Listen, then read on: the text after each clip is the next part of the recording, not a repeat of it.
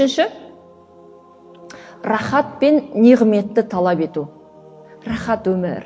Малдив аралдарында жатсам, күнге қыздырылып, немесе жаңағыдай күйеуім деген маған Гелендваген артында 101 розаны ашып тұрып, вау десем деген секілді да.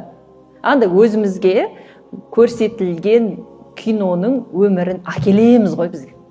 Сөйтеміз да, не істейміз? Соң талаптар орындалмай жатса, осы күйеуге бекер тидім. Негізі анаған тигенімде баяғыда әкімнің әйелі болып отыратын едім деген сияқты да. Соған кезінде қарамай қойып едім.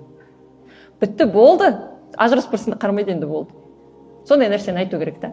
Сонда ол айтады, мен неғметтің кетуімен есеп қисаптың ауыр екендігімен жеңдім дейді. Әрбір берілген неғметке ертең отчет береміз. Алла сізге 10 бала берсе, 10 баланың тәрбиесінен сұрайды. Алла сізге бай күйеу берсе, соның байлығынан қайда жұмсағаныңыз? Әйел жаратады ақшаны, еркек емес. Еркек табады, әйел жаратады. Соны ойлаңыздар, қайда жұмсап жатыр? Білім, қайда жұмсадың? Адамдарға мошенничество үйреттің ба, әлде тура жол үйреттің ба?